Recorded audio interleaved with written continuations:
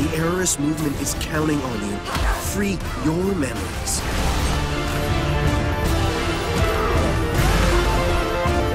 Now I see the true extent of this consensual dictatorship.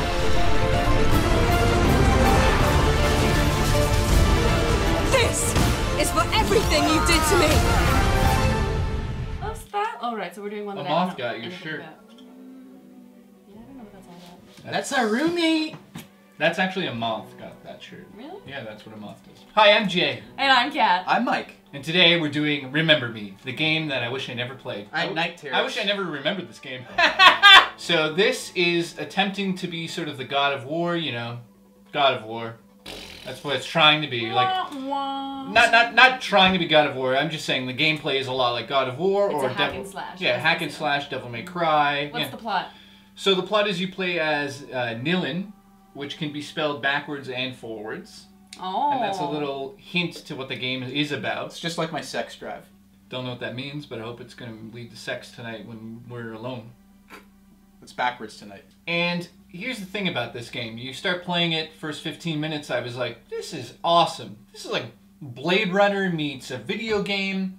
Same types of cities, all like grunge looking, cool. With high-tech cool shit going on. So essentially the game is about memories. And memories have become drugs in the city.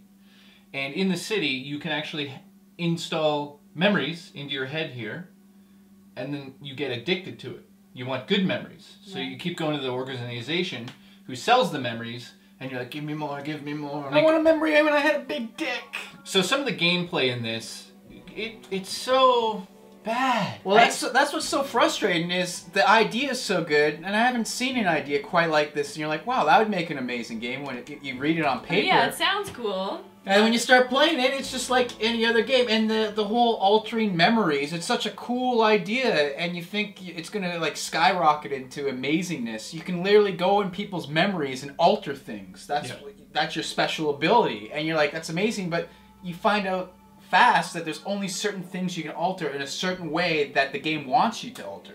And then you're like, so it's really linear? It's very linear. You know, I don't think this skit's working. Really? I don't think we're going to put a skit in this video. Oh, how about this? We can put this in. Yeah, perfect. No, that doesn't work either. Oh, but it's so good. No. Yeah. Use it. Yeah.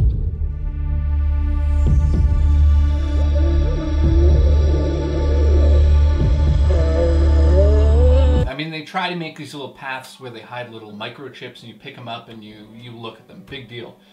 Problem with this game is definitely the combat. As soon as you start playing it, you go, this combat system's actually really good. So what they've done in this is you make your own combats. So on the PC, we use a 360 controller. So it's like X and Y, and you can actually program it like XXY or YYX. And you build combos. So as you go through the game, you unlock different combo abilities. And you make your own combos, and it seemed like a good idea.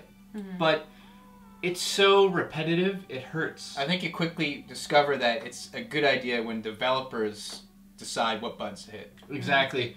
It doesn't make sense because yes, you can make your own abilities, but it still limits you on how fast you have to push them because some of them, like the X button for instance, might be attached to actually gaining power. So the only way you can gain power in this game is by actually doing that combo and finishing it. So it's like X, X, Y.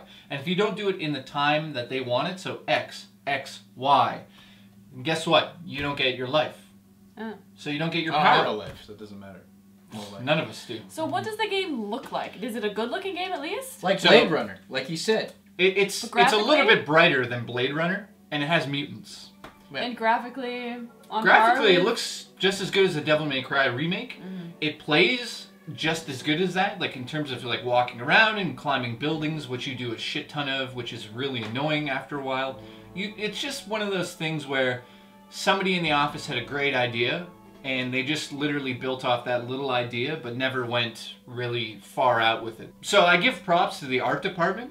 They did an amazing job. The story department in this game failed miserably. I can't believe it. It's bad. Good idea, poorly executed. Exactly. So chalk it up to basically, if it's on Steam for like $5, it might be a playthrough for $5. Yeah, if it's more than that, I'd give it a pass. I couldn't help thinking while I was using the combat system, like, oh, you know, this is okay, but in Arkham City it's way better, and oh, they have this, but the parkour in Uncharted's way better, and it just does everything. So it's an very, amalgamation of I wish this was this game? Right, it's very average, and I say just give it a pass. That's my opinion. Thank you to Gamersgate and G2PO.com for giving us a review copy. If you want to check them out, link in the inner bar to that. You might want to, because I hear there's some cool people over there. Did you hear that? Yeah, I was on. Yeah, I heard about it. You got Taking something your wrong with wedgie? your ass?